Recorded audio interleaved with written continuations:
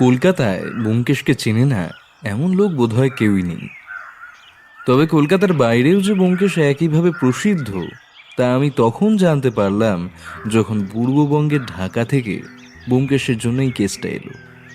ঢাকার বিখ্যাত শিল্পপতি শরীফুল খান আজ সকালেই ফোন করে আমাদের ঢাকায় আসার জন্য অনুরোধ করলেন। গত 3 দিন হলো তার একটি হীরের আংটি চুরি গেছে। 3 দিন ধরে তদন্ত করেও পুলিশ কিছু বের করতে পারেনি, আর তাই ব্যোমকেশের ডাক এসেছে। যদিও ব্যোমকেশ প্রথম দিকে যাবে না বলছিল, তবে শরীফুল বাবুর কাতর অনুরোধে শেষমেশ সে আর না করে উঠতে পারেনি। শরীফুল বাবু যদিও বলেছিলেন আমাদের প্লেনের টিকিট পাঠিয়ে দেবেন, আসা যাওয়া এবং থাকা খাওয়ার সমস্ত দায়িত্ব তিনিই নেবেন, কিন্তু ব্যোমকেশ বলল আমরা প্লেনে নয় ট্রেনে যাব। এখন সময় সকাল 7টা। এইমাত্র আমরা ঢাকায় পৌঁছেছি। আমরা বলতে আমরা 3জন, আমি, ব্যোমকেশ আর সত্যবতী। যদিও ব্যোমকেশ সত্যবতীকে আনতে চাইছিল না, কিন্তু এ কথা বৌঠানকে বলতে সে বলল, কেন নিয়ে যাবে না আমাকে শুনি? আমিও বলে দিলাম আমাকে যদি না নিয়ে যাও তবে কারোরই যাওয়া হবে না। এটা শুনে ব্যোমকেশ কিছু বলতে যাচ্ছিল, তবে সত্যবতী ব্যোমকেশকে থামিয়ে বলল, আমি কোনো কথা শুনবো না, আমাকে নিয়ে যেতেই হবে। আচ্ছা ঠিক আছে, চলো নিয়ে যাব। ব্যোমকেশ সত্যবতীকে সাথে নিয়ে যেতে চায় না, তার কারণ এসব কাজে শত্রু তো লেগেই থাকে। কে কখন কি ক্ষতি করে বসবে কে জানে। তবে এটাও ঠিক যে বৌঠান সাথে থাকলে ব্যোমকেশের মন ভালো থাকে, আর সে কাজেও মনোযোগ দিতে পারে বেশ। যাই হোক, আসল কথায় আসা যায়। ট্রেন থেকে ঢাকা স্টেশনে নেমেই দেখলাম ব্যোমকেশের ক্লায়েন্ট অর্থাৎ শরীফুল খানের ড্রাইভার ব্যোমকেশ বক্সী নামের বোর্ড হাতে নিয়ে গাড়ি সমেত দাঁড়িয়ে আছে। গাড়ির সামনে সোজা এগিয়ে এসে ব্যোমকেশ বলল, নমস্কার, আমি ব্যোমকেশ বক্সী। আসেন বাবু আসেন, বসেন বসেন। গাড়িতে বসে ব্যোমকেশ ড্রাইভারকে জিজ্ঞেস করলো, আচ্ছা, পৌঁছতে কতক্ষণ লাগবে? বেশিক্ষণ লাগবে না, 20 মিনিটে পৌঁছে দেবুনে। ব্যোমকেশ আর সত্যবতী পেছনে বসেছে, আমি সামনে ড্রাইভারের পাশে। জানালা দিয়ে বাইরে তাকিয়ে দেখলাম কি দারুণ এই ঢাকা শহর। চারিদিকে সবুজের মেলা দেখে প্রাণ জুড়িয়ে যায়।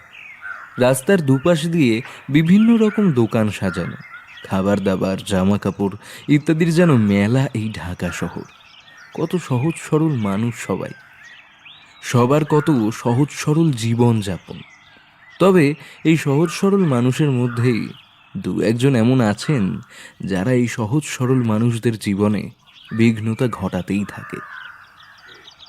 বড় রাস্তার পাশে যে বাড়ির সামনে এসে দাঁড়ালাম সেটাকে একটা ছোটখাটো অট্টালিকাই বলা যেতে পারে। বিশাল গেটে দারোয়ান দণ্ডায়মান। বাইরে থেকে দেখতে ভীষণ রকমের আকর্ষণীয় এই বাড়ি। ব্যোমকেশকে দেখলাম সে চারিদিকটায় ভালো করে চোখ বুলিয়ে নিচ্ছে। দেখে মনে হচ্ছে সে পুরো বাড়িটার কোথায় কি আছে মুখস্থ করে নিচ্ছে। গেটের কাছেই এক চাকর দাঁড়িয়েছিল আমাদের অপেক্ষায়। আমরা গাড়ি থেকে নামতেই সে এসে বলল, আসেন আসেন, বড় সাহেব আপনাদের জন্য অপেক্ষা করতেছেন। বাড়িটা 3 তলা। বাড়িতে অনেকগুলো ঘর, নানা দিকে নানা রকম দামি দামি জিনিস সাজানো।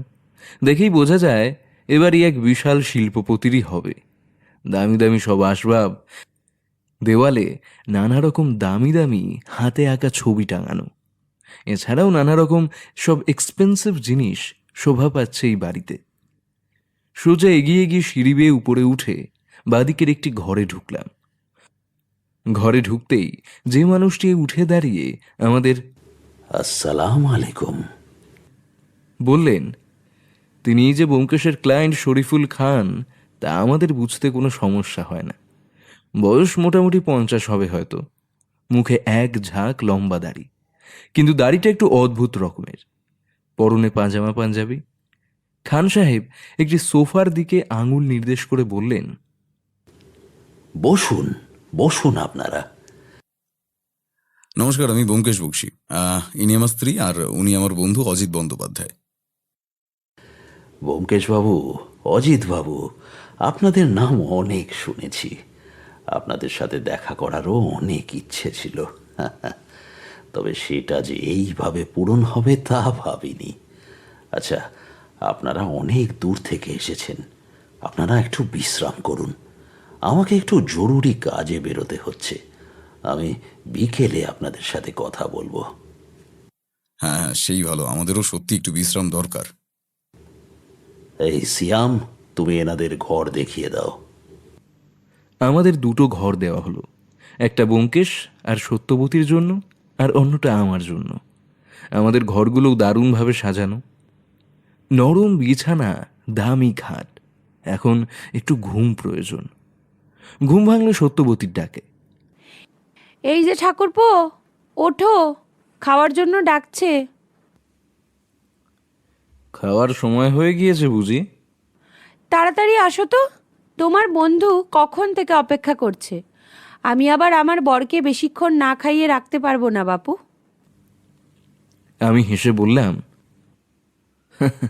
আচ্ছা চলো। টেবিলে গিয়ে দেখি ব্যোমকেশ আগে থেকেই চেয়ারে বসে আছে, আর তার সামনে নানা রকম বাঙালি আইটেম সাজানো আমাদের জন্যে। সর্ষে ইলিশ, কচি পাঁঠার কষা, ডাল, বেগুন ভাজা আর মিষ্টি দই। সত্যি অতিথি আপ্যায়নে এখানকার মানুষের কোনো তুলনাই হয় না। বিকেল তখন প্রায় 4টে। আমি খবরের কাগজ উল্টে পাল্টে দেখছিলাম, তখনই হঠাৎ ব্যোমকেশ এসে উপস্থিত। পকেট থেকে সিগারেটের প্যাকেট বের করে তার থেকে 2টো সিগারেট নিয়ে একটা নিজে ধরালো, আর একটা আমাকে ধরিয়ে দিল। তারপর সিগারেটে 2-3 টান দিয়ে বলল, কি হে বন্ধু, কি পড়ছো? তেমন কিছুই না, এটা পুরনো কাগজ। কাগজটা উল্টে পাল্টে দেখছিলাম, তবে দেখতে দেখতে একটা জিনিস পেলাম, দেখবে? কি জিনিস? আমি খবরের কাগজের একটা পাতা ব্যোমকেশের দিকে এগিয়ে দিলাম। আরে, এ তো শরীফুল বাবুর ছবি দেখছি। ঢাকার সেরা শিল্পপতি হয়েছিলেন উনি কিছুদিন আগে। এটা বলে হঠাৎ খবরের কাগজটা একটু চোখের কাছাকাছি নিয়ে একটা বিশেষ স্থানে কয়েক সেকেন্ড তীক্ষ্ণ নজরে দেখল সে। কি দেখছো হে? তুমি খেয়াল করনি না? কি খেয়াল করিনি? ছবিটার হাতের আঙুলটা ভালো করে লক্ষ্য করো, বোধহয় এটাই সেই আংটি যেটা খোয়া গেছে। আমি কাগজটা নিয়ে দেখলাম, হ্যাঁ সত্যিই তো, হাতে একটা আংটি আছে বটে। আর এটাই যে সেই আংটি, তা আংটিটির সৌন্দর্য এবং চমক দেখলেই বোঝা যায়। আংটির মাঝখানে একটি নীল হিরে, যেটা আকার একটু বড়। তার চারপাশে আরও অনেকগুলো ছোট ছোট স্বচ্ছ হিরে বসানো। আংটিটির চমক এতটাই যে ছবিতেও তার ছাপ রয়ে গেছে। ব্যোমকেশ কিছু একটা বলতে যাচ্ছিল, কিন্তু তখনই শরীফুল বাবু আমাদের ঘরে প্রবেশ করলেন এবং বললেন, ব্যোমকেশ বাবু, আপনার সঙ্গে তখন ঠিক করে কথা বলতে পারিনি। ধন্যবাদ আমার ডাকে আসার জন্য। যত্নের কোনো ত্রুটি হয়নি তো? ব্যোমকেশ হেসে বলল, আরে না না, ত্রুটি হবে কেন? উপরন্তু আপনাদের অতিথি সেবায় আমি মুগ্ধ। এবার শরীফুল পাশের চেয়ারে বসলেন আর বললেন, ব্যোমকেশ বাবু, আপনি প্লিজ আমার আংটিটা খুঁজে দিন। আমি জানি এটা যদি কেউ পারে তাহলে একমাত্র আপনিই পারবেন। চিন্তা করবেন না, আপনি যখন আমার উপর এতটা বিশ্বাস রাখছেন, আমিও চেষ্টা করব সেই বিশ্বাসের মর্যাদা রাখার। আচ্ছা, যদি কিছু মনে না করেন তাহলে একটা কথা জিজ্ঞাসা করতে পারি? হ্যাঁ, অবশ্যই করেন। এই আংটি তো আপনার কাছে খুব সামান্য, এটা হারিয়ে যাওয়ায় আপনি এতটা উতলা হয়ে উঠেছেন কেন জানতে পারি?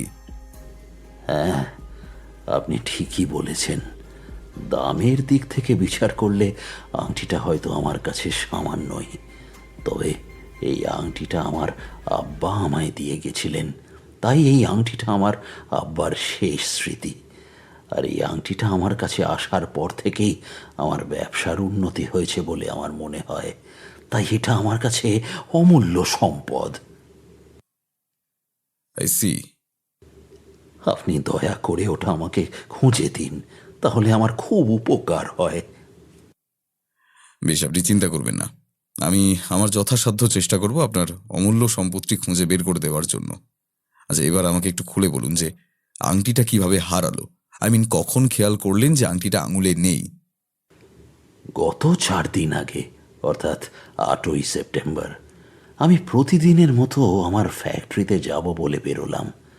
আমি ফ্যাক্টরিতে গেলাম, রোজ দিনের মতো কাজ করলাম, আবার বিকেল 4টায় ফিরে এলাম। বাড়ি ফিরলে ফ্রেশ হয়ে চা খাওয়ার একটা নেশা আছে আমার। সবে চায়ের কাপটা হাতে নিয়েছি, এমন সময় নাসিফ বলে উঠল, আব্বা আপনার আংটিটা কই? আমি আঙুলে তাকিয়ে দেখলাম আংটি নেই। তারপর হঠাৎ মনে পড়ল আজ সকালে স্নান করবার সময় আমি আংটিটি খুলে রেখেছিলাম, কিন্তু পরে আর পড়তে মনে নেই। আমি দৌড়ে গেলাম বাথরুমে, কিন্তু গিয়ে দেখি সেখানে আংটি নেই। তারপর এদিক ওদিক সমস্ত জায়গায় খুঁজলাম, সমস্ত বাড়ি, অফিস, শোয়ার ঘর, বসার ঘর, পুরো বাড়ি তন্ন তন্ন করে খুঁজলাম, কিন্তু কোথাও খুঁজে পেলাম না। তারপর কি করলেন? তারপর আরও কিছুক্ষণ খোঁজার পর যখন খুঁজে পেলাম না, তখন পুলিশে খবর দিলাম। তবে পুলিশ 3 দিন ধরে তদন্ত করেও কিচ্ছু খুঁজে পেল না। অবশেষে সুভাষিস বন্দ্যোপাধ্যায় নামে একজন কলকাতার ছেলে আমার ফ্যাক্টরিতে কাজ করে, সেই আমাকে আপনার কথা বলল। আমিও আপনার নাম শুনেছিলাম বটে, তবে তখন মাথায় আসেনি। আপনার বাথরুম কি আর কেউ ব্যবহার করে? না, সাধারণত কেউ ব্যবহার করে না। সবার ঘরে আলাদা আলাদা বাথরুম আছে, আর তাছাড়া আমি তালা দিয়ে বন্ধ করে রেখে গেছিলাম আমার রুম। আপনাদের বাড়িতে আর কে কে আছেন? আমার 3 ছেলে, বড় ছেলে আসিফ, মেজ ছেলে নাসিফ আর ছোট ছেলে আতিফ। এক মেয়ে রুবিনার বিয়ে হয়ে গেছে। বড় ছেলে আসিফ বিয়ে করেছে বছর 3 হলো, তাই ওর বউ আসমাও আছে, আর চাকর বাকর, রান্নার লোক এরা। আর আপনার স্ত্রী? তিনি বছর 5 হলো মারা গেছেন। আমি খুবই দুঃখিত। It's okay. আচ্ছা, আপনার কাউকে সন্দেহ হয়? তা একজনকে একটু সন্দেহ হয় বই কি। কাকে? আমার চাকর মণিমোহনকে। কেন, তা কি সন্দেহ হওয়ার কারণ? সেদিন আমি যখন স্নান করে বেরোলাম, তখন ও একবার আমার ঘরে এসেছিল। কেন এসেছিল? আমার একটা চিঠি এসেছিল, সেটাই দিতে এসেছিল। চিঠিটা নিয়ে আমি একটু ব্যালকনিতে চলে গেছিলাম, কারণ আমার চশমাটা ওখানে রাখা ছিল। আমার মনে হয় সেই ফাঁকে হয়তো ও আংটিটা নিয়েছে। ওকে জিজ্ঞাসা করলেই বলল ও নাকি বাথরুমে যায়নি, আর আংটির কথাও নাকি জানেই না। পুলিশও ওকে অনেক জেরা করেছে, এবং ওর সমস্ত জিনিসপত্র ভালো করে খুঁজেও কিছু পাওয়া যায়নি। আচ্ছা, আমি আপনাদের বাড়ির সবার সঙ্গে একটু কথা বলতে চাই। বেশ, তো বলুন, আমি বলে দিচ্ছি ওদের ডেকে দিতে। শরীফুল বাবু এক চাকরকে দিয়ে সবাইকে ডাকিয়ে দিলেন। মিনিট 2 পর বাড়ির বাকি সবাই আমাদের ঘরে এলো। কিছুক্ষণ ব্যোমকেশ তাদের আপাদমস্তক দেখে বলল, নমস্কার, আমার নাম ব্যোমকেশ বক্সী। উনি আমার বন্ধু অজিত বন্দ্যোপাধ্যায়। আমরা আপনার বাবার হারিয়ে যাওয়া হীরের আংটি তল্লাশি করছি। আপনাদের বেশি কিছু প্রশ্ন করব না, তবে আশা করি আপনারা আমাদের প্রশ্নের সব সত্যি জবাব দেবেন। আচ্ছা, আপনাদের বাবা বলেছেন ওনার মণিমোহন নামক ভৃত্যকে সন্দেহ হয়। আপনাদেরও কি তাই মনে হয়? কিছুক্ষণ সবাই নিরুত্তর থাকলেন। তারপর আসিফ বললেন, দেখুন, মণিমোহন কাকা অনেক দিন ধরেই আমাদের বাড়িতে আছেন। উনি এই কাজ করবেন বলে আমার মনে হয় না। হ্যাঁ, তবে টাকার লোভ মানুষকে যে কোনো কাজ করাতে পারে। আসিফের বয়স আন্দাজ 28 হবে। লম্বা সুঠাম চেহারা, দাড়ি রাখেন না, আর কথা বলার ধরন খুবই নম্র স্বভাবের। আর কাউকে কি সন্দেহ হয় আপনাদের? না, আর তেমন তো কেউ নেই সন্দেহ করার মতো। নাসিফ, আপনি তো প্রথম খেয়াল করেছিলেন যে আপনার বাবার হাতে আংটি নেই। হঠাৎ কিভাবে খেয়াল হলো? আমি আব্বার সামনে বসে চা খাচ্ছিলাম, হঠাৎ খেয়াল হলো আব্বার হাতে আংটিটা নেই। আমি বাবাকে বলতে বাবা প্রথমে একটু হকচকিয়ে গেল, ছটফট আরম্ভ করে দিল। তারপরে আব্বার হঠাৎ মনে পড়ল সে স্নানের সময় আংটিটা বাথরুমে খুলে রেখেছিল। আমি দৌড়ে গেলাম, কিন্তু তন্ন তন্ন করে খুঁজেও কিছু পেলাম না। বেশ, আচ্ছা, আপনারা যেতে পারেন। আচ্ছা, মণিমোহন নামক ভৃত্যকে একটু ডেকে দেওয়া যায় কি? তাহলে ওকে কিছু প্রশ্ন করতাম। আতিফ, মণিমোহনকে একটু ডেকে দে তো। আতিফ বেরিয়ে গেল, আর 2-3 মিনিট পর সঙ্গে নিয়ে এলো বছর 35-এর একজন লোককে। নিঃসন্দেহে এটাই মণিমোহন। লোকটা দেখতে রোগা, গায়ের রং কালো, লম্বায় খুব বেশি হলে 5 ফুট 4 ইঞ্চি হবে। চোখ দুটো আশ্চর্য রকম, চোখে ভয়ের লেশমাত্র নেই। লোকটাকে একবার আপাদমস্তক দেখে ব্যোমকেশ প্রশ্ন করল, মণিমোহন, তুমি নিশ্চয়ই জানো যে তোমার মনিবের একটি হীরের আংটি চুরি গেছে এবং বাড়ির সবাই তোমাকেই সন্দেহ করছে। এ ব্যাপারে তোমার কি মত? মণিমোহন একটুও ঘাবড়ে না গিয়ে বলল, আগে আমি তো চুরি করিনি। চুরির দিন সকালে তুমি তোমার মনিবের ঘরে গিয়েছিলে? আগে গিয়েছিলাম কেন? চিঠি দিতে। তখন তোমার মনিব মানে শরীফুল খান সাহেব ব্যালকনিতে ছিলেন। তখন কি তুমি তোমার মনিবের বাথরুমে ঢুকেছিলে? আগে না, আমি চিঠি দিয়েই চলে আসি। চুরির দিন সন্ধ্যাবেলায় তুমি কি বাইরে বেরিয়েছিলে? এবার বোধহয় মণিমোহন একটু হকচকিয়ে গেল, কিন্তু সামলে নিয়ে বলল, আগে গিয়েছিলাম কোথায়? আমার জন্য একটু ওষুধ কিনতে। ঠিক কতক্ষণ পরে ফিরেছিলে? এবার সে আবার একটু হকচকিয়ে আবার সামলে নিয়ে বলল, এই 1.5 ঘন্টা মতো। শুধুমাত্র ওষুধ কিনতে 1.5 ঘন্টা কেন লাগলো? ওষুধ কেনার পর ওই একটু সার্কাস দেখতে গিয়েছিলাম। কোথায় হচ্ছিল সার্কাস? ওই কুমির টোলায়। ঠিক আছে, তুমি এবার যেতে পারো। মণিমোহন বাইরে বেরিয়ে গেল। আচ্ছা শরীফুল সাহেব, আপনাদের বাড়ি থেকে থানা কত দূর? এই মিনিট 15 মতো। এখানে পুলিশ ইন্সপেক্টর কে আছেন? শামীম চৌধুরী, উনিই তো আমাদের কেসটা দেখছিলেন। আচ্ছা, আমি এবারে একটু আপনার ঘর আর বাথরুমটা একটু দেখতে চাই, যদি আপনার কোনো আপত্তি না থাকে। না না, আপত্তি কেন থাকবে, দেখেন। শরীফুল খান সাহেবের ঘর 2 তলায়, আমরা বর্তমানে আছি 3 তলায়। সিঁড়ি দিয়ে নেমে বাঁ দিকে ওনার ঘর। ঘরের ডান দিকে দেওয়ালে একটা বড় করে ওনার একটা ছবি লাগানো। ঘরে আসবাব বলতে একটা খাট, একটা আলমারি আর একটা টেবিল আর 2টো চেয়ার, আর সাজানোর জন্য কিছু ফুলদানি আর কিছু ছবি দেওয়ালে টাঙানো। ব্যোমকেশকে দেখলাম শরীফুল সাহেবের ছবিটা বেশ পুঙ্খানুপুঙ্খভাবে দেখছে। কাছে গিয়ে বেশ কিছুক্ষণ ছবিটা খুঁটিয়ে খুঁটিয়ে দেখল, তারপর কিছুক্ষণ অন্যমনস্ক হয়ে কি যেন ভাবল, আর তারপর আবার ঘরের চারদিকে দেখতে লাগলো। হঠাৎ নিচু হয়ে টেবিলের তলা থেকে কিছু যেন একটা কুড়িয়ে নিল, তারপর মিনিট 2 এদিক ওদিক দেখে বলল, বাথরুমটা কোন দিকে? শরীফুল সাহেব আঙুলের ইশারায় দেখিয়ে দিলেন। ব্যোমকেশ আর আমরা সেদিকেই এগিয়ে গেলাম। আমাদের সাথে খান সাহেব আর ওনার 3 ছেলেও এলেন। বাথরুমে ঢুকেও ব্যোমকেশ বেশ খুঁটিয়ে খুঁটিয়ে এদিক ওদিক দেখতে লাগলো। কিছুক্ষণ এদিক ওদিক বেশ ভালো করে দেখে নিয়ে বলল, আচ্ছা খান সাহেব, আপনি কি মনে করতে পারেন স্নান করার আগে আপনার আংটিটা ঠিক কোথায় খুলে রেখেছিলেন? যতদূর খেয়াল আছে এই বেসিনের উপরেই রেখেছিলাম। তার মানে? বলি কিছুক্ষণ চুপ করে থেকে আবার বলল, খান সাহেব, আপনি কি লক্ষ্য করেছেন আপনার বেসিনের জালিটা ভেঙে গেছে? ভেঙে গেছে? না মানে, না, জানি না তো, কিন্তু তার মানেই বা কি হয়? ব্যোমকেশ আবার বলল, তার মানে হলো? এইটুকু বলে সে থেমে গেল, আর হঠাৎ বেসিনের পাইপটা এক টান দিয়ে খুলে ফেলল। তারপর পাইপটা উল্টো করে ঝাঁকা দেই মেঝেতে কিছু একটা পড়ে ঠং করে আওয়াজ হলো। ব্যোমকেশ সেটা কুড়িয়ে নিয়ে বলল, এই নিন খান সাহেব আপনার আংটি। বলে হাত বাড়িয়ে দিতে গিয়ে হঠাৎ আবার হাতটা পেছনে ফিরিয়ে নিয়ে আসলো এবং আংটিটা হাতে নিয়ে তীক্ষ্ণ দৃষ্টিতে দেখতে লাগলো।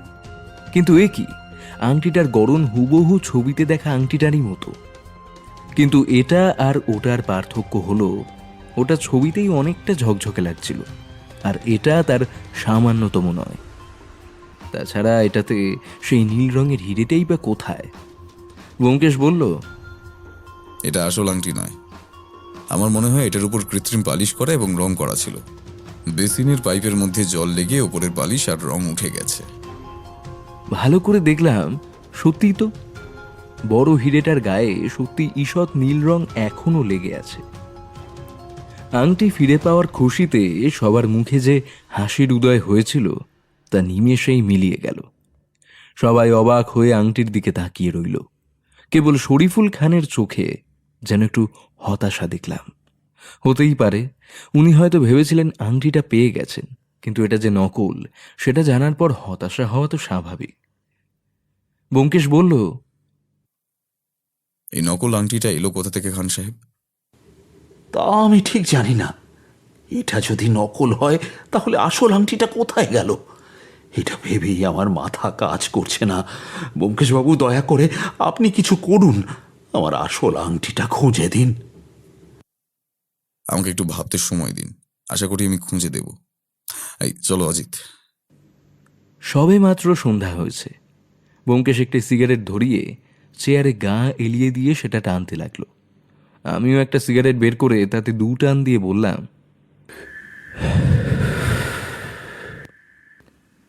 কি হে, হঠাৎ এরকম করে চলে এলে যে? ভাবতে হবে অজিত, কেসটা যতটা সহজ মনে করেছিলাম অতটা সহজ নয়। যত সময় যাচ্ছে তত যেন আরো বেশি অন্ধকার হয়ে উঠছে। এইটুকু বলে সিগারেটের শেষ 2 টান দিয়ে সিগারেটটা অ্যাস্ট্রেতে ফেলে দিয়ে চেয়ারে হেলান দিয়ে 2 চোখ বুঝল। আমি আরও কিছু একটা বলতে যাচ্ছিলাম, কিন্তু বললাম না। এখন ওকে বিরক্ত করা ঠিক হবে না। কিছুক্ষণ এভাবেই থেকে তারপর বলল, আচ্ছা অজিত, বলে কিছুক্ষণ চুপ করে রইল। কি বলো? না কিছু না। বলো না, কি বলতে চাইছিলে? এখন না, পরে বলবো। মনে মনে বললাম, যদি পরেই বলবে তাহলে এখন বলতেই হলো কেন? না হয় তোমার থেকে বুদ্ধিটা একটু কম, কিন্তু কৌতূহল তো নয়। এর মধ্যে সত্যবতী এসে আমাকে উদ্দেশ্য করে হেসে বলল, কি ব্যাপার, আমার উনি কোন দেবতার ধ্যান করছেন? তুমি জিজ্ঞাসা করো কোন দেবতার। তা তুমি চটে আছো কেন? সেটাও তোমার পতির কাছেই জিজ্ঞাসা করো। ব্যোমকেশ আরও মিনিট 20 অমনভাবে চোখ বুঝেছিল। তারপর চেয়ার ছেড়ে উঠে বলল, খাতা আর পেন দাও। আমি একটু অপ্রস্তুত হয়ে বললাম, মানে হঠাৎ? মানে কিছুই না, একটা খাতার পেন দাও জলদি। আমি বের করে দিতেই চেয়ারটা টেনে টেবিলের উপর বসে কি যেন লিখতে লাগলো। আমি এগিয়ে এগিয়ে দেখার চেষ্টা করলাম, তবে কিছুই বুঝতে পারলাম না। মনে হলো যেন এই লেখা হরপ্পা মহেঞ্জোদারো ভাষায় লেখা, যার পাঠোদ্ধার সম্ভব নয়। জিজ্ঞাসা করলেও বলে না। 2 বার জিজ্ঞাসা করেছি এর মধ্যে, তার উত্তরে শুধু বলেছে, পরে। ধুর, একটু বললে কি এমন সমস্যা হয়? হ্যাঁ, শেষমেশ কোনো উপায় না পেয়ে আমি আবার চেয়ারে গিয়ে বসলাম। বৌঠান 2 বার ডেকে কোনো উত্তর না পেয়ে বিরক্ত স্বরে বলল, দূর বাবা, থাকো তুমি, আমি গেলাম। থাকো তুমি আর তোমার বন্ধু। কেন যে এনাকে বিয়ে করতে গেছি ভগবানই জানে। আরও কিছুক্ষণ লেখার পর ব্যোমকেশ আমার দিকে দেখে একটু মুচকি হাসলো আর বলল, দেখেছো অজিত, বিয়ে করলে কত ঝামেলা। বাঁচতে চাইলে বিয়ে করো না। হ্যাঁ? আচ্ছা আমি একটু বেরোবো ঘন্টাখানেকের জন্য, তুমি থাকো। কেন, আমিও যাই? না, নতুন জায়গায় এসেছি, সত্য একা আছে, তুমি এখানে থাকলে ভালোই হবে। আচ্ছা। বৌঠান যে রাগ করেনি সে আমি জানি। সে যথেষ্ট বুদ্ধিমতী মেয়ে, তার জন্য কখনো ব্যোমকেশের কাজের কোনো ক্ষতি হয়নি। রাতে খাওয়া শেষে ব্যোমকেশ আবারও আমার ঘরে এলো। আমি জিজ্ঞাসা করলাম, তারপর কিভাবে মানাবে? কাকে কিভাবে মানাবো? আপনার অর্ধাঙ্গিনীকে। এবার ব্যোমকেশ একটু হেসে বলল, আরে তাতে আর কি, সত্যকে মানাতে আমার সময় লাগে নাকি? তা বেশ, কিন্তু এবার কিছু বলবে? কি ব্যাপারে জানতে চাও? তুমি সন্ধ্যায় কোথায় গিয়েছিলে? আর এই যে আংটিটা অবশেষে পাওয়া গেল ঠিকই, কিন্তু সেটা নকল। তাহলে আসল আংটিটা কোথায় গেল? আর ওই নকল আংটি শরীফুল বাবুর হাতে এলোই বা কি করে? সন্ধ্যায় কোথায় গেছিলাম সেটা পরে বলবো, আর বাকি প্রশ্নগুলোর উত্তর এখনো অন্ধকারে।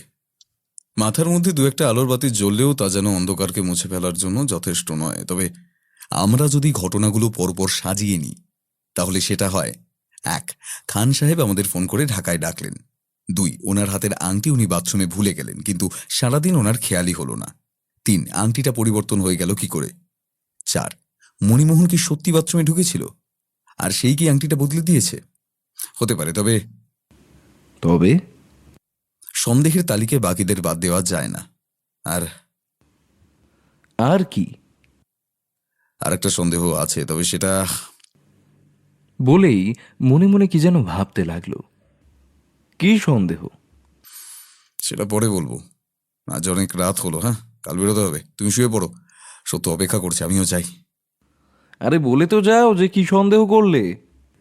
ব্যোমকেশ যেতে যেতে বলে গেল। সবুর করো বন্ধু। মনে মনে খুব রাগ হলো। ব্যোমকেশ সারা জীবনই এমন। যদি একটু বলে যেত তাতে কি এমন ক্ষতি হতো? নিজে সারা রাত না ঘুমিয়ে চিন্তা করবে আর আমাকে ওইদিকে ঘুমোতে দেবে না। দূর দূর, ভালো লাগে না। সকালে ঘুম ভাঙলো ব্যোমকেশের ডাকে। অজিত, অজিত, আরে ওঠো ওঠো, তাড়াতাড়ি ফ্রেশ হয়ে নাও, বেরোতে হবে। হাত ঘড়িতে দেখলাম সবে ভোর 4টে। ফ্লাক্সে চা করাই ছিল। ব্যোমকেশ দেখলাম 2 কাপ ঢেলে নিয়ে বসে আছে। এত তাড়া কিসের? তারা আছে, শহরের যত অনৈতিক কাজ ভোর রাতেই হয়, তাই অপরাধীর খোঁজ পেতে হলে ভোর রাতেই বেরোতে হবে। নাও, তুমি তাড়াতাড়ি চা খেয়ে নাও। গত 5 মিনিট ধরে আমরা গেটের বাঁ দিকের কোণে একটি বড় গাছের আড়ালে দাঁড়িয়ে আছি। কেন আছি জানি না। ব্যোমকেশকে জিজ্ঞেস করতে সে বলল, আমার অনুমান যদি সঠিক হয় তাহলে আর কয়েক মিনিটের মধ্যেই এই বাড়ি থেকে কেউ একজন বেরোবে। আমরা তারই পিছু নেব। আরও 5 মিনিট কেটে গেল, কিন্তু কেউ এলো না। আমি ভাবতে লাগলাম, কে আসবে, কেনই বা আসবে, সে যাবেই বা কোথায়? এসব ভাবতে ভাবতে হঠাৎ অন্ধকারে একজন লোক নিজের শরীর চাদর দিয়ে ঢেকে গেটের দিকে এগোচ্ছে। আমরা এবার আরো সতর্ক হয়ে গেলাম।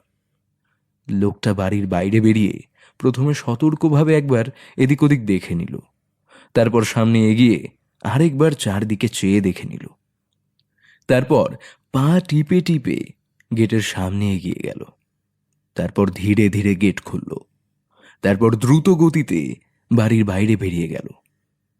আমায় হাত দিয়ে ইশারা করে ব্যোমকেশও এবার দ্রুত গতিতে গেটের দিকে যেতে লাগলো। বাইরে বেরিয়ে দেখলাম সোজা রাস্তায় বেশ খানিকটা এগিয়ে গেছে। আমি আমার গতি আরেকটু বাড়াতেই ব্যোমকেশ আমার হাত ধরে ফেলল, কানের কাছে ফিসফিস করে বলল,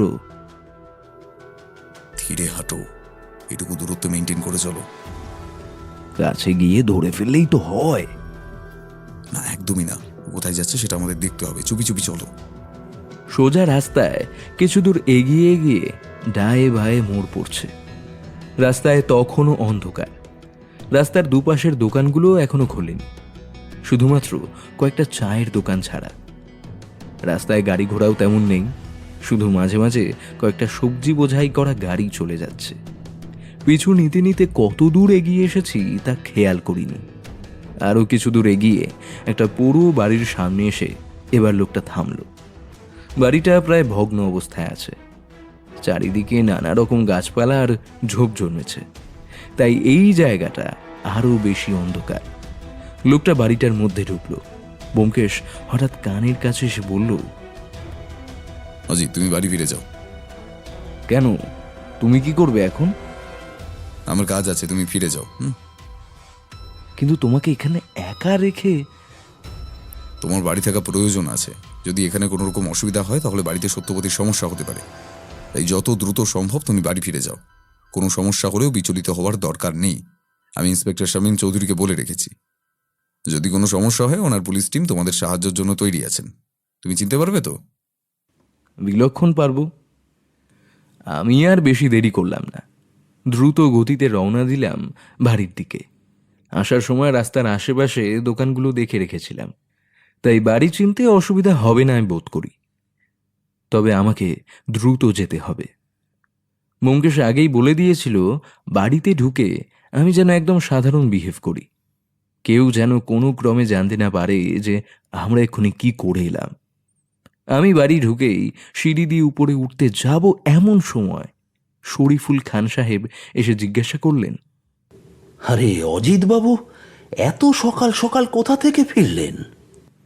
আমি যতটা সম্ভব সাধারণভাবে বললাম, এই তো একটু হাঁটতে গেছিলাম, আসলে সকালবেলায় আমার একটু হাঁটার অভ্যেস আছে। খান সাহেব কিছুক্ষণ আমার দিকে তাকিয়ে থেকে কি যেন একটু ভাবলেন, তারপর যেন কিছু একটা বলতে গেলেন, কিন্তু তৎক্ষণাৎ নিজেকে সামলে নিয়ে একটু হেসে বললেন, আচ্ছা, আমি চা দিতে বলে দিচ্ছি। আমি তাড়াতাড়ি উপরে উঠেলাম।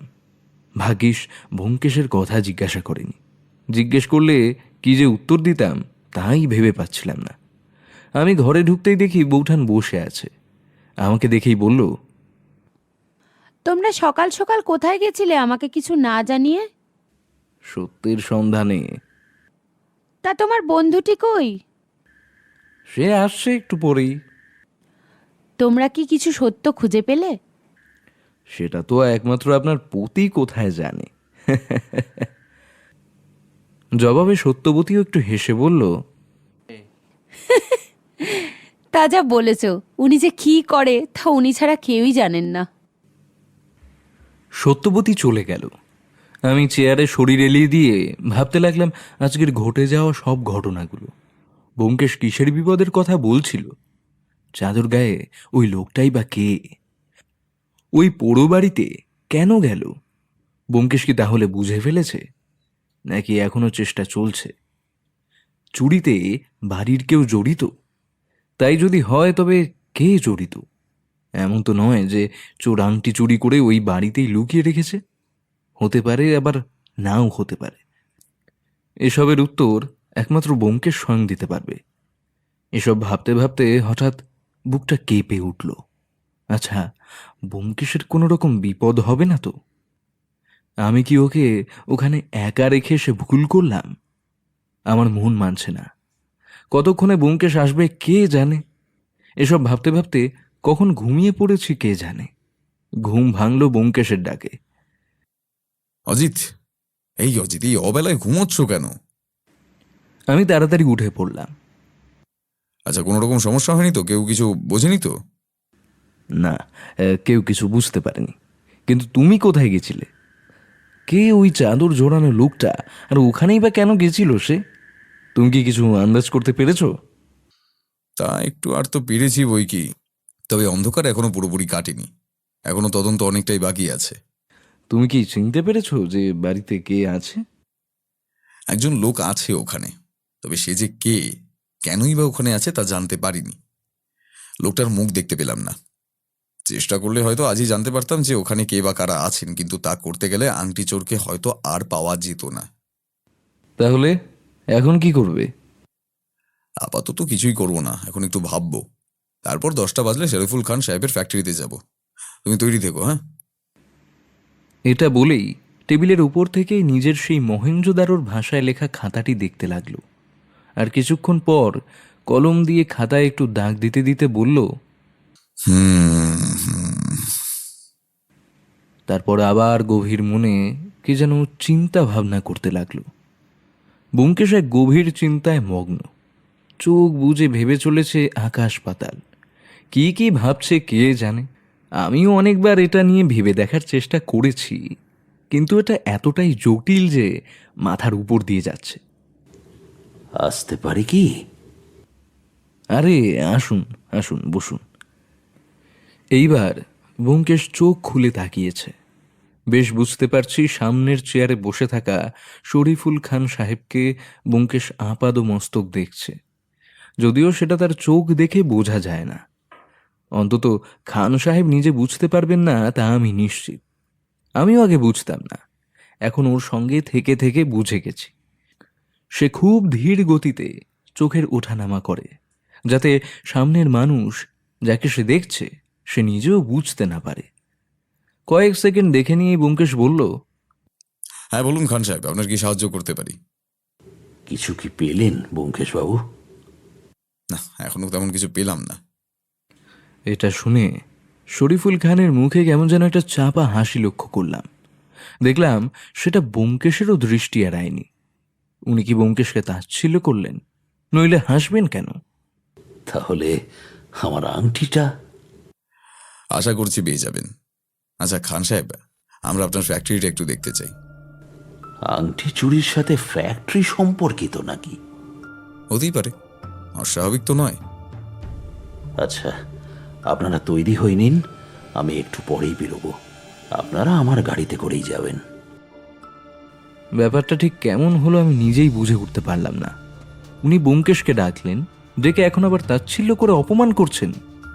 ব্যোমকেশকে বলাতে সে বলল, চারও সেসব, চলো বেরোতে হবে। শরীফুল খানের গাড়িতে করে তার ফ্যাক্টরিতে পৌঁছাতে মিনিট 20 মতো লাগলো।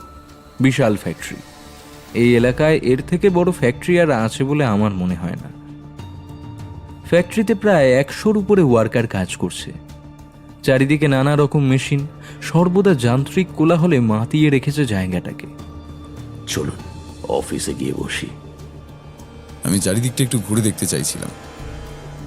আচ্ছা, আমি আমার লোককে বলে দিচ্ছি, সে আপনাকে ঘুরিয়ে দেখাবে। এই সফিক, এনাদের একটু ফ্যাক্টরিটা ঘুরিয়ে দেখাও। সফিক নামক এক ব্যক্তি আমাদের সামনে সামনে পথ দেখিয়ে চলতে লাগলো, আর আমরা তার পেছন পেছন হাঁটতে লাগলাম। সে আমাদের ঘুরিয়ে ঘুরিয়ে দেখাতে লাগলো নানা রকম কাজ হচ্ছে, নানা রকম কাপড় তৈরির মেশিন। হঠাৎ এক 20-21-এর যুবক আমাদের সামনে এসে দাঁড়িয়ে আমাদেরকে উদ্দেশ্য করে করজোড়ে বলল, নমস্কার ব্যোমকেশবাবু। নমস্কার অজিতবাবু। নমস্কার, কিন্তু আপনি কে? আমি শুভাশিস বন্দ্যোপাধ্যায়। আচ্ছা, আপনি সেই যে শরীফুল বাবুকে আমার সুপারিশ করেছেন? হ্যাঁ, আসলে কোনো কিছুতেই অন্য কোনো কাজ হচ্ছিল না, তাই আপনার কথা বললাম। তা আপনি আমাকে চিনলেন কি করে? ব্যোমকেশবাবু, আমি দেবাশিস বন্দ্যোপাধ্যায়ের ভাই। দেবাশিস বন্দ্যোপাধ্যায়, দমদম বাগুইয়াটি? হ্যাঁ, একদম ঠিক ধরেছেন। দেবাশিস এখন কোথায়? তার তো পাত্তাই নেই যে। দাদা কাজের সূত্রে আহমেদাবাদ আছে। যাই হোক ভাই সুভাশিস, এখন থাক সেসব। হ্যাঁ, তোমাকে আবার একটু প্রয়োজন। আমি যদি তোমায় কিছু প্রশ্ন করি, তুমি উত্তর দিতে পারবে? হ্যাঁ, কেন পারবো না, অবশ্যই পারবো। আংটি চুরির ব্যাপারে তুমি কি কিছু জানো? তেমন কিছুই নয়, শুধু স্যারের মুখে শুনেছি যে আংটিটা চুরি গেছে। আচ্ছা, তুমি কি আংটিটা আগে কখনো দেখেছো? হ্যাঁ, আমি স্যারের হাতে দেখেছি বেশ কয়েকবার। আংটিটা কেমন ছিল তোমার মনে আছে? মনে আছে। মাঝে একটা নীল হিরে, তার চারপাশে চারিদিকে আরো অনেকগুলো হিরে বসানো। আচ্ছা, আরেকটা প্রশ্ন, আংটি হারিয়ে যাওয়ার পর থেকে তুমি কি তোমাদের স্যারের মধ্যে কোনো পরিবর্তন লক্ষ্য করেছো? তা একটু লক্ষ্য করা যায় বই কি। কেমন পরিবর্তন? তা ঠিক গুছিয়ে বলতে পারবো না, তবে মানুষটাকে যেন একটু অন্যরকম লাগে। আচ্ছা বেশ, আবার দেখা হবে। অজিত, চলো একটু খান সাহেবের অফিসটা দেখে আসি। অফিসটাও খান সাহেব দারুণ করেছেন। আমরা আসতেই শরীফুল খান সাহেব বললেন, আরে আসুন আসুন, বসুন। আমরা গিয়ে চেয়ারে বসলাম। চেয়ারে বসতেই হঠাৎ একটা আলোর প্রতিফলন 1 সেকেন্ডের জন্য এসে আমাদের চোখে লেগে আবার হারিয়ে গেল। আমি কিছু একটা বলতে যাচ্ছিলাম, কিন্তু ব্যোমকেশ আমার হাতে আলতো করে চাপ দিয়ে আমাকে বুঝিয়ে দিল যে কিছু বলো না, চুপ থাকো। আপনার এই প্রতিষ্ঠান কতদিনের? বহুদিনের। আমার আব্বা শুরু করেছিলেন এই প্রতিষ্ঠান। আপনি কতদিন দায়িত্বে আছেন? তা প্রায় 20 বছর।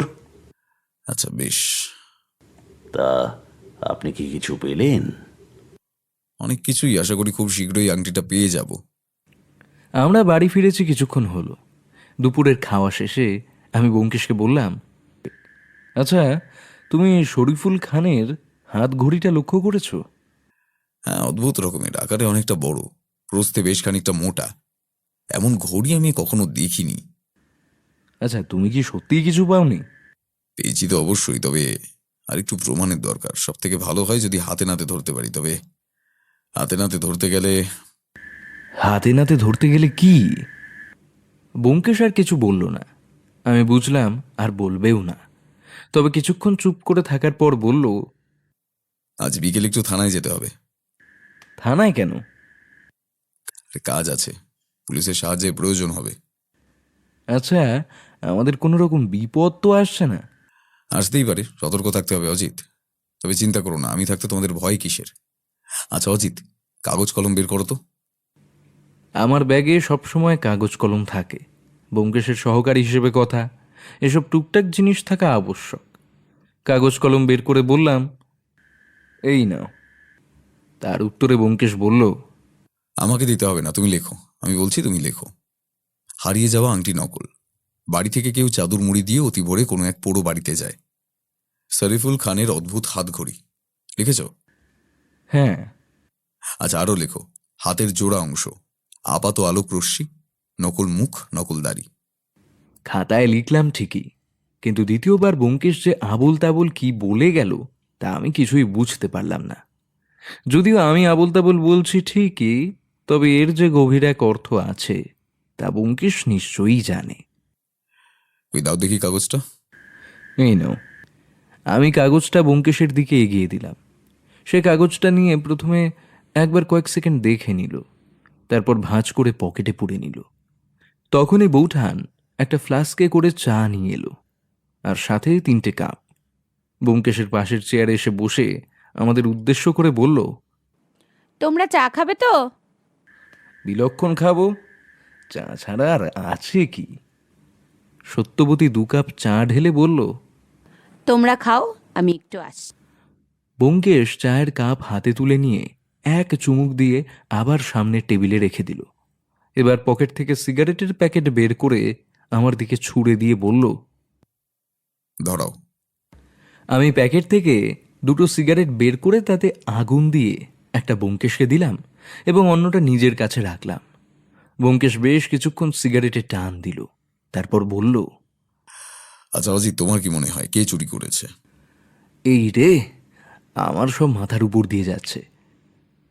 কিন্তু ব্যোমকেশকে এটা বুঝতে দেওয়া চলবে না, নইলেই ঠাট্টা করবে, বলবে এতদিন আমার সঙ্গে থেকেও কিছু শিখতে পারলে না অজিত। হ্যাঁ, তাই নিজেকে সামলে নিয়ে বললাম, আমার তো মনে হয় হয় মণিমোহন নয়তো খান সাহেবের ছেলেদের মধ্যে কেউ। ওটা তো খেলার প্রথম 10 মিনিটের ফলাফল।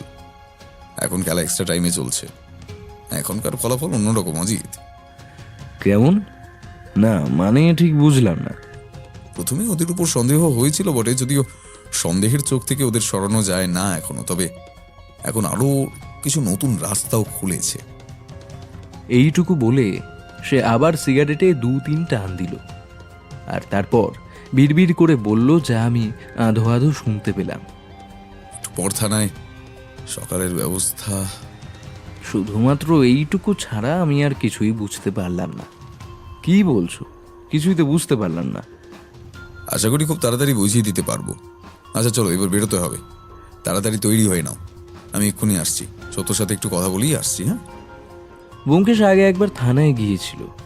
বাড়ি থেকে বেরিয়ে 2 পা সামনে গিয়ে একটু বাঁদিকে বাঁক নিয়ে আরও 2 পা হেঁটে আমরা একটা জায়গায় এসে দাঁড়ালাম। রাস্তার ওপাশে কিছু রিক্সা দাঁড়িয়ে আছে। ব্যোমকেশ তাদের একজনকে হাতের ইশারায় এপারে ডাকলো। রিক্সাওয়ালা আমাদের সামনে এসে দাঁড়াতে ব্যোমকেশ বলল, থানায় যাবে? হ্যাঁ বাবু, যাবো, চলেন। অনেকদিন পরে রিক্সায় উঠে কোথাও যাচ্ছি। কলকাতায় সাধারণত ওঠা হয় না। রিক্সায় উঠতেই হঠাৎ ছোটবেলার স্মৃতি মনে পড়ে গেল। ছোটবেলায় বাবার সাথে কলকাতার রাস্তায় রিক্সা চড়ে কতই না ঘুরেছি। যারা রিক্সা চড়েনি তারা রিক্সায় চড়ার মজাটা ঠিক বুঝতে পারবে না। প্রকৃতির অপরূপ সৌন্দর্য দেখতে দেখতে খোলা হাওয়া মেখে রাস্তা দিয়ে এগিয়ে যাওয়া সত্যি খুবই আরামদায়ক। থানায় পৌঁছতে মিনিট 15 লাগলো। থানায় ঢুকে একজন পুলিশ কর্মীর কাছে ব্যোমকেশ জিজ্ঞাসা করল, ইন্সপেক্টর শামীম চৌধুরী কি এখন আছেন? শামীম স্যার তো রাউন্ডে বেরিয়েছিলেন, বসুন, এক্ষুনি চলে আসবে। থানায় ঢুকে 2টো চেয়ার দখল করে আমরা বসলাম। এরপর নিজেদের মধ্যে কিছু আলোচনা করতে করতেই ইন্সপেক্টর শামীম চৌধুরী চলে এলেন। এই প্রথমবার আমি ওনাকে দেখলাম। লম্বায় প্রায় 6 ফুট, সুঠাম দেহ, বুদ্ধিদীপ্ত চোখ, সেই চোখের তীক্ষ্ণ চাহনি। এমন পুলিশ কর্মীকে দেখলে যে কোনো চোর ভয় পাবে। থানায় প্রবেশ করে ব্যোমকেশকে বসে থাকতে দেখে বললেন, আরে ব্যোমকেশ বাবু, যে কোনো খবর আছে নাকি? আপনার একটু সাহায্যের প্রয়োজন। আচ্ছা, আসুন, ভেতরে আসুন, কেবিনে বসে কথা বলি, চলুন। ব্যোমকেশ আমার দিকে তাকিয়ে আমায় উদ্দেশ্য করে বলল, অজিত, তুমি একটু বসো, আমি মিনিট 5-এর মধ্যে আসছি। বলে ব্যোমকেশ ও ইন্সপেক্টর চৌধুরী কেবিনে চলে গেলেন। আমি অপেক্ষা করা ছাড়া আর কি করব? অগত্যা বসে রইলাম। থানার এদিক ওদিক দেখতে লাগলাম। কেন যে আমাকে ব্যোমকেশ ভেতরে নিল না কে জানে। অবশ্য ব্যোমকেশ যাই করে তার সব কিছুর পেছনে নির্দিষ্ট কোনো না কোনো কারণ থাকেই। এইসব ভাবছি, এমন সময় একজন পুলিশ কর্মী হাসি হাসি মুখ নিয়ে আমার দিকে এগিয়ে এসে বলল, নমস্কার অজিত বাবু। আমি তার দিকে অবাক হয়ে তাকিয়ে রইলাম। মনে মনে ভাবতে চেষ্টা করলাম, ইনি কে? এখানে ঢাকাতে আমাকে কেউ তো তেমন চেনে না, আর আমিও তো তাকে চিনতে পারছি না। আমার মনের অবস্থা বুঝতে পেরেই হয়তো সে বলল, আরে চিনতে পারছেন না বুঝি? আমার নাম অরবিন্দ বিশ্বাস। আমি আগে কলকাতায় চাকরি করতাম। বছর 3 আগে একটা কেসে আমি আপনাদের সঙ্গে ছিলাম। আমি তবু একটু অবাক হয়ে তার মুখের দিকে চেয়ে রইলাম। সে আবার বলল, ধর্মতলা মার্ডার কেস মনে পড়ছে অজিত বাবু? এবার মনে পড়ে গেল। হ্যাঁ হ্যাঁ হ্যাঁ, মনে পড়েছে। অরবিন্দ, কেমন আছো? অরবিন্দ উত্তর দিতে যাবে, ঠিক তখনই ব্যোমকেশ এসে দাঁড়ালো আমাদের পাশে। ব্যোমকেশ দেখলাম একবার দেখেই অরবিন্দকে চিনে গেছে। বলল, আরে অরবিন্দ, যে কি খবর? এখন এখানে চাকরি করছো? এখানে এখন আছি। তা আপনারা এখানে ঘুরতে নাকি অন্য কোনো কেস? শরীফুল খানের আংটি চুরির কেস শুনেছো নিশ্চয়ই? হ্যাঁ, শুনেছি বই কি। ওই কেসেরই দায়িত্ব নিয়েছি। আচ্ছা অরবিন্দ, আজ আসি, অনেক কাজ আছে। থানা থেকে বেরিয়ে রিকশায় উঠে আমি বললাম, তুমি তোমার মাথায় কত কিছু রাখো বলো তো ভাই। ব্যোমকেশ হেসে বলল, কেন, কি হয়েছে? এই যে অরবিন্দ, তুমি ওকে একবার দেখেই চিনে নিলে, হ্যাঁ? অথচ সে আমাকে কত মনে করানোর চেষ্টা করছিল, তবুও আমি তাকে চিনতেই পারছিলাম না। উত্তরে ব্যোমকেশ শুধু একটু হাসল। বাড়ি ফিরে দোতলায় ওঠার সময় শরীফুল সাহেবের মেঝো ছেলে নাসিফের সাথে আমাদের দেখা হয়ে গেল। ব্যোমকেশ তাকে বলল, আচ্ছা, আপনি কি কোথাও বেরোচ্ছেন? না না, কেন বলুন তো? যদি সমস্যা না হয় তাহলে একটু অজিতের ঘরে আসবেন, আপনাকে কিছু প্রশ্ন করার ছিল। আচ্ছা, আপনারা যান, আমি এক্ষুনি আসছি। উপরে উঠে ব্যোমকেশ বলল, তুমি যাও, নাসিফ যতক্ষণে আসছে ততক্ষণে আমি একটু প্রতিধর্ম পালন করে আসি, সত্যর সাথে একটু দেখা করে আসি, কি বলো? আমি ঘরে যাওয়ার মিনিট 5-এর মধ্যে নাসিফ চলে এলো। এসে বলল, ব্যোমকেশবাবু ডাকলেন? হ্যাঁ বসুন, ও এক্ষুনি আসছে। নাসিফ আমার পাশের চেয়ার নিয়ে বসতে যাবে, তখনই ব্যোমকেশ চলে এলো। ব্যোমকেশ আসায় নাসিফ আবার উঠে দাঁড়াতে যাচ্ছিল, কিন্তু ব্যোমকেশ বলল, না না, উঠতে হবে না, বসুন বসুন। বলে ব্যোমকেশ একটা চেয়ার নিয়ে নাসিফের মুখোমুখি বসলো। কয়েক সেকেন্ড চুপ থেকে তারপর বলতে আরম্ভ করলো, আচ্ছা নাসিফ, এই শেষ কয়েকদিনে আপনি কি আপনার বাবার মধ্যে কোনো রকম পরিবর্তন লক্ষ্য করেছেন? সত্যি বলতে ব্যোমকেশবাবু, নিজেই আপনাকে এটা বলতে চাইছিলাম। আব্বাকে কয়েকদিন ধরে একটু অন্য রকম লাগছে। ঠিক কেমন বলতে পারবেন? এই যেমন ধরুন ওনার কথাবার্তা, চালচলন, আমাদের সাথে ওনার ব্যবহার বা চলাফেরা, সব কেমন যেন একটু অন্যরকম লাগছে। তাছাড়া প্রথম দিকে আব্বার আংটি হারিয়ে যাওয়ার জন্য আসলেই অনেক দুঃখিত ছিলেন, তবে এখন কেমন যেন সে দুঃখ লোপ পেয়েছে। আব্বার এরকম পরিবর্তন কেন হলো, কিভাবে হলো, তা সত্যিই আমরা বুঝতে পারছি না। I see. আচ্ছা, আপনি চিন্তা করবেন না, আমার বিশ্বাস আংটি খুঁজে পাওয়ার সাথে সাথে আপনার বাবার এই হঠাৎ পরিবর্তনের কারণও খুঁজে পাবো। ঠিক আছে, আপনি যেতে পারেন। নাসিব চলে গেলে ব্যোমকেশ বলল, তুমি কখনো বহুরূপীর সাজ দেখেছ অজিত? বহুরূপী সাজ? হ্যাঁ, সেটা ছোটবেলায় দেখেছি বই কি, কিন্তু হঠাৎ এ কথা বললে যে, এই কেসের সাথে এর কি সংযোগ? আছে আছে, সংযোগ আছে। আশা করি কাল সকালেই সব বুঝে যাবে। চোর নিজেকে খুব চালাক মনে করে, যদিও সে একেবারে বোকা নয় তা আমি বুঝেছি। তবে স্বয়ং ব্যোমকেশ বক্সির বুদ্ধির খেলায় জিতে যাবে এরকম কনফিডেন্সটা বোকামো। তুমি কি তাহলে ধরে ফেলেছো চোরকে? এখন অনেকটাই পরিষ্কার, যদিও এই পুরোটাই আমার অনুমান। তবে আমি এটাও জানি যে আমার অনুমানটাই সঠিক হবে, অন্তত তদন্ত তাই বলছে। তবে হাতে নাতে ধরতে হবে, এখন শুধু সময়ের অপেক্ষা। তুমি ঠিক কাকে সন্দেহ করছো? আচ্ছা, আমার কথা না হয় থাক, তুমি বলো দেখি, তুমি কাকে সন্দেহ করছো? তোমার কি মনে হয় কে চোর হতে পারে? আর চুরির আংটিটাই বা কোথায় থাকতে পারে? আমি হেসে বললাম, আমার তো সব মাথার উপর দিয়ে যাচ্ছে। প্রথমে যেটাকে আঙুলের মতো সহজ মনে হচ্ছিল, সেটা এখন জিলিপির মতন প্যাঁচালো হয়ে গেছে। আচ্ছা ঠিক আছে, আমাকে মস্তিষ্কের উপর জোর দেওয়ার দরকার নেই। কাল সকালেই জিলিপির প্যাঁচ একেবারে সোজা করে দেবো। চলো, রাতের খাবারটা খেয়ে নিয়ে তাড়াতাড়ি ঘুমিয়ে পড়ো, কাল কিন্তু অনেক সকালে উঠতে হবে। রাতের খাবার শেষ করে কিছুক্ষণ ঘরের মধ্যে হাঁটাহাঁটি করছিলাম, তারপর বিছানায় এসে শুয়েছি ঠিকই, কিন্তু ঘুম আজকে আর আসছে না। মাথার মধ্যে এটাই ঘুরছে যে কাল সকালে কি হতে চলেছে, ব্যোমকেশ কাল সকালে কি বা করবে, আসলে কে এই আংটি চোর, কাল সকালে তাকে ধরবেই বা কি করে। এসব ভাবতে ভাবতে প্রায় রাত 12টা বেজে গেল, তবুও চোখে ঘুম নেই। অবশেষে রবীন্দ্রনাথের একটা কবিতার বই খুললাম, তারপর পড়তে পড়তে কখন যে ঘুমিয়ে পড়েছি তা নিজেও জানি না। ঘুম যখন ভাঙলো তখন চারিদিকে অন্ধকার। হাতের রেডিয়াম ঘড়িতে দেখলাম ভোর 3:30। যদিও ভোর বললাম, তবে ভোর না বলে মাঝরাত বললে বোধহয় বেশি মানাতো। এক্ষুনি ব্যোমকেশ ডাকবে, আর ঘুমাবো না। বিছানা ছেড়ে উঠে তৈরি হয়ে নিলাম।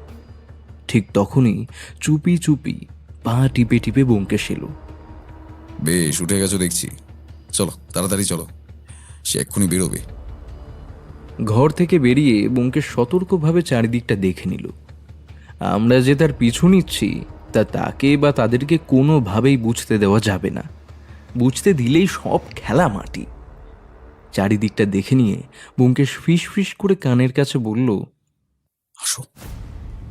ব্যোমকেশ ধীরে ধীরে অতি সতর্কভাবে পা ফেলে সিঁড়ি দিয়ে নামছে। আমিও তাকে একই রকমভাবে অনুসরণ করছি। ধীরে ধীরে সিঁড়ি বেয়ে নিচের তলার হলঘর পেরিয়ে সদর দরজা দিয়ে বাইরে বেরিয়ে আমরা এবার উঠোনে এসে পড়েছি। ব্যোমকেশ আরেকবার চারিদিকটা দেখে নিল, তারপর আবার ধীরে ধীরে পা চালিয়ে আমরা সেই গাছটার আড়ালে গিয়ে লুকিয়ে থাকলাম। চারিদিকে অন্ধকার, কোথাও কোনো জনমানব নেই। সামনের রাস্তা দিয়ে গাড়ি চলাচলও এখনো খুব একটা শুরু হয়নি। আমরা ওত পেতে তাকিয়েছি বাড়ির সদর দরজার দিকে, কিন্তু কই, প্রায় মিনিট 10 হয়ে গেল, কেউই তো বাইরে আসছে না। না, সত্যিই তো কাউকেই দেখা যাচ্ছে না। এরকম করে আরও মিনিট 5 কেটে গেল, কিন্তু না, কারুরই দেখা নেই। তাহলে কি সে বুঝে গেল যে আমরা ওত পেতে আছি? হঠাৎ চাদর মুড়ি দেওয়া সেই ব্যক্তি খুব সন্তর্পণে সদর দরজা খুলল, তারপর চারিদিকটা দেখে নিল। আমরা নিজেদেরকে আরেকটু আড়াল করে নিলাম। এইবার সে ধীরে ধীরে গেটের দিকে এগোতে লাগলো। গেটের কাছে গিয়ে একটু দাঁড়ালো, সম্ভবত দেখে নিল দারোয়ান জেগে আছে কিনা। তারপর খুব সতর্কভাবে বাড়ির প্রধান দরজা খুলে দিল, তারপর পা টিপে টিপে গেটের বাইরে বেরিয়ে গেল। ব্যোমকেশ আমার হাতে একটা আলতো ছোঁয়া দিয়ে বুঝিয়ে দিল যে এবার যেতে হবে। আমরাও ধীরে ধীরে গেটের বাইরে বেরোলাম। গতকালের মতো আজও গেটের বাইরে বেরোতেই তার গতি বেড়ে গেল। আমরাও নিজেদের গতি সামান্য বৃদ্ধি করে তাকে অনুসরণ করতে লাগলাম। আমাদের পাশ দিয়ে অন্ধকার রাস্তা দিয়ে মাঝে মাঝে শুধু একটা মাল বোঝাই ট্রাক চলে যাচ্ছে। আরও কিছু দূর এগিয়ে চাদর মুড়ি দেওয়া লোকটি হঠাৎ দাঁড়িয়ে পড়ল, তারপর হঠাৎ পিছনে ঘুরে তাকালো। কয়েক সেকেন্ড ভালো করে চারিদিক দেখে নিল, তারপর আবার সামনে ঘুরে গেল। আমি আরেকটু হলেই ওর চোখে পড়ে যেতাম যদি না ব্যোমকেশ আমাকে এক হ্যাচকা টান দিয়ে বাঁ দিকে টেনে নিত। হাঁটতে হাঁটতে ব্যোমকেশ আমার কানের কাছে ফিসফিস করে বলল, কারোর পিছু নিতে গেলে যত ধীর গতিতে সম্ভব তার পিছনে হাঁটতে হয়। আমরা আবারও তার পিছনে হাঁটতে লাগলাম। অন্ধকারে আঁকা বাঁকা রাস্তা দিয়ে সে এগিয়ে যেতে লাগলো তার গন্তব্যের দিকে। আরও কিছুক্ষণ এগিয়ে যাওয়ার পর আমরা পৌঁছে গেলাম জঙ্গল ঘেরা সেই পরিত্যক্ত বাড়িটার সামনে। চাদর মুড়ি দিয়ে লোকটি বাড়ির সামনে এসে আরেকবার দাঁড়ালো, আরও একবার চারিদিকটা দেখে নিল সে। ততক্ষণে আমরাও লুকিয়ে পড়েছি একটি গাছের আড়ালে। চারিদিকে ভালো করে দেখে ধীরে ধীরে সে জঙ্গল পেরিয়ে পরিত্যক্ত বাড়ির দিকে এগিয়ে যেতে লাগলো। আমরাও তার পিছু পিছু এক গাছ থেকে অন্য গাছের আড়ালে বাড়ির দিকে এগিয়ে যেতে লাগলাম। বাড়ির দরজার সামনে এসে চাদর মুড়ি দেওয়া লোকটি সম্ভবত তার কোমরের থেকে চাবির গোছা খুলে বাড়ির সামনের দিকের দরজাটি খুলল। তারপর খুব সন্তর্পণে বাড়ির ভিতরে ঢুকে গেল। আমরাও ধীরে ধীরে খুব সতর্কভাবে ওর পেছনে গিয়ে দরজা পর্যন্ত গেলাম। দেখলাম লোকটি বাড়িটির একটি নির্দিষ্ট ঘরে প্রবেশ করলো। আমরাও আরেকটু ভেতরে গিয়ে দেওয়ালের একটা ভাঙা জায়গা থেকে উকি মেরে দেখলাম ঘরের ভিতরে একটি লোক হাত পা বাঁধা অবস্থায় পড়ে আছে, আর চাদর মুড়ি দেওয়া লোকটি ঠিক তার সামনে দাঁড়িয়ে খুব ধীরে ধীরে তাকে কি যেন বলছে।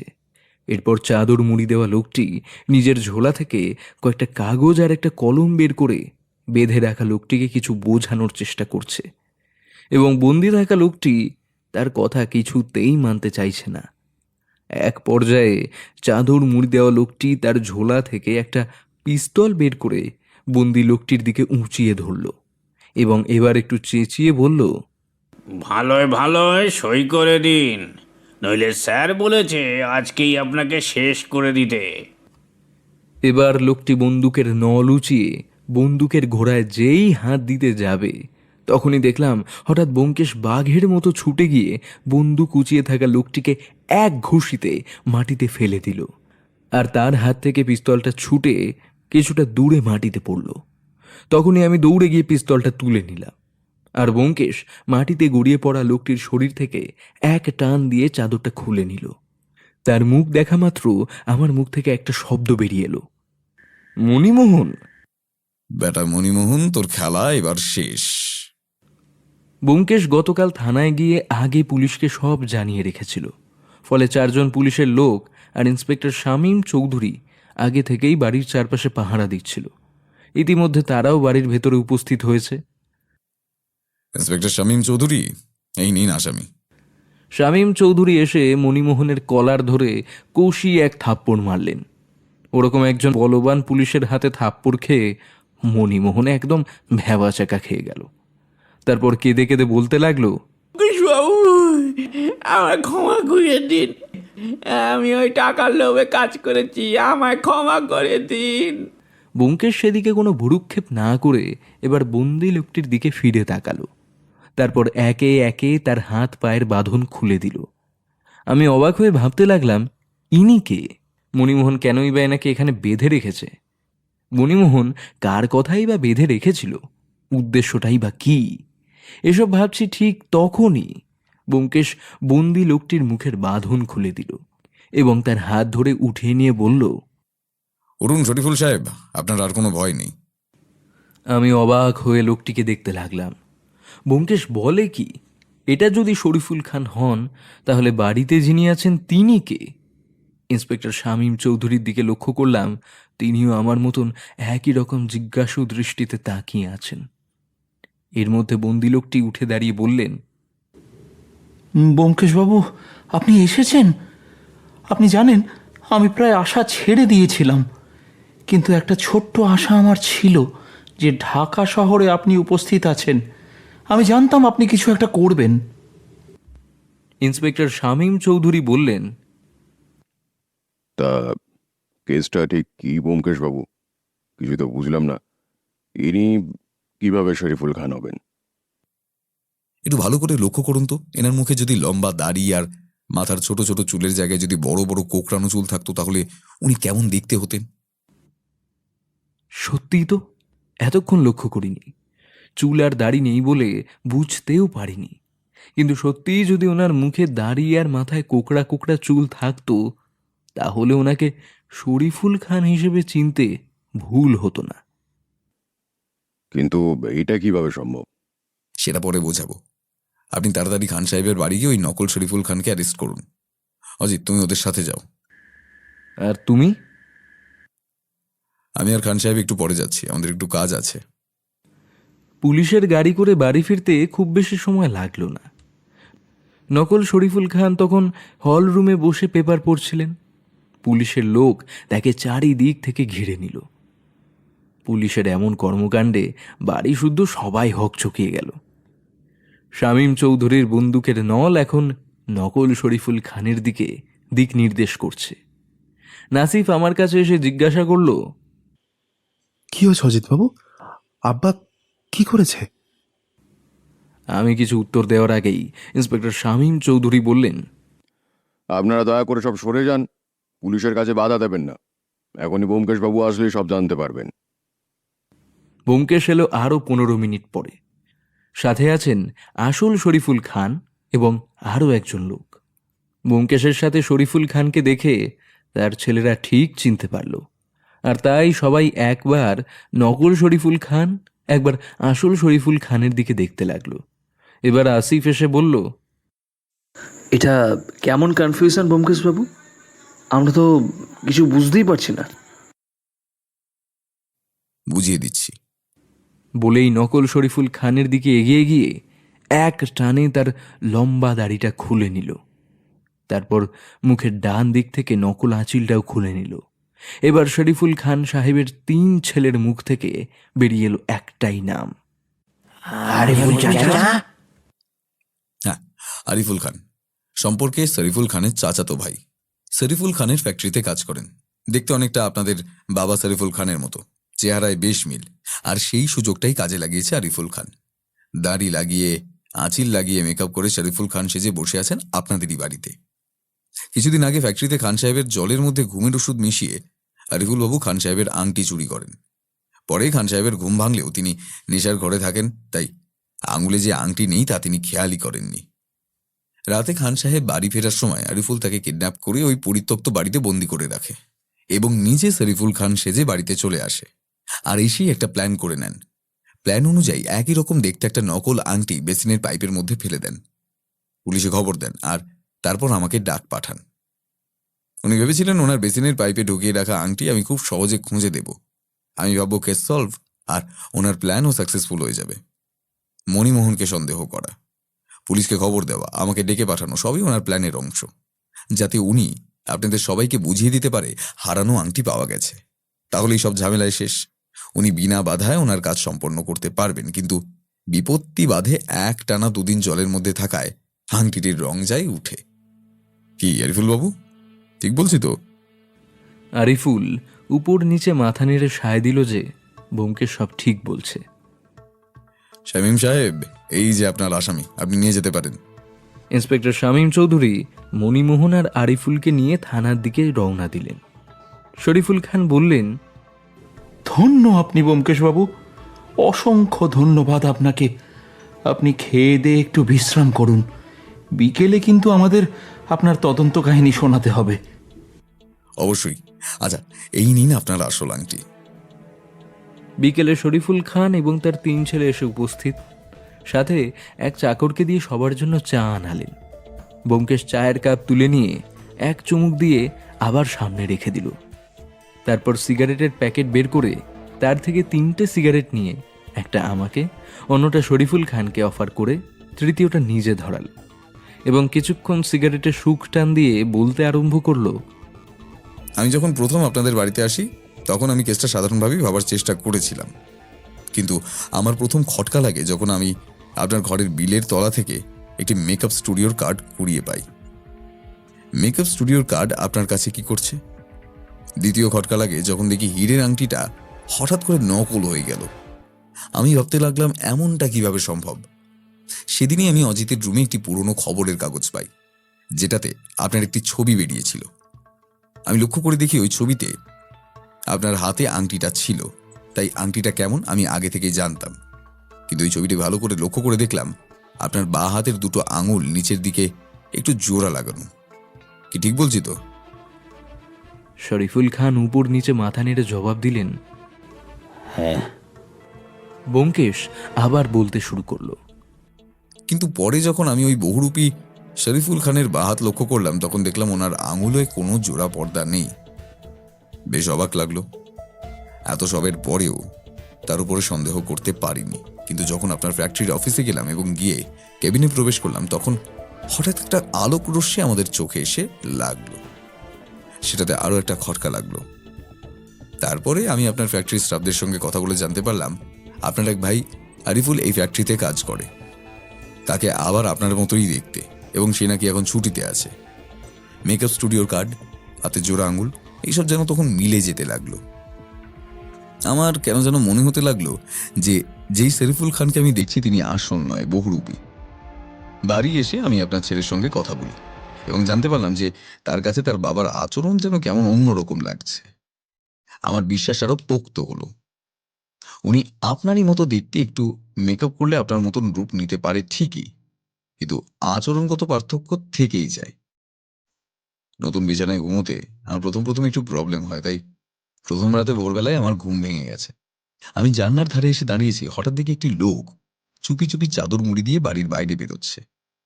পরের দিন ওনাকে পিছু করলাম আর আপনার ব্যাপারে জানতে পারলাম। ব্যাস, তারপর বাকিটা আপনি জানেন। বিষ নিয়ে ওই পরিত্যক্ত বাড়িতে হামলা করলাম। কিন্তু আংটিটা কোথায় ছিল? ব্যোমকেশ প্রথমে একটু হাসল, তারপর বলল,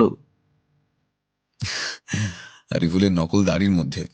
নকল দাড়িটা এভাবেই তিনি বানিয়েছিলেন যাতে একটা আংটি ওখানে লুকিয়ে রাখা যায়। তাই আমরা দরজা খুলে যখন ঘরে ঢুকলাম, তখন বাইরে থেকে একটা আলো আংটির হিরের উপর পড়ল, আর সেটাই প্রতিফলিত হয়ে আমাদের চোখে এসে লেগেছিল।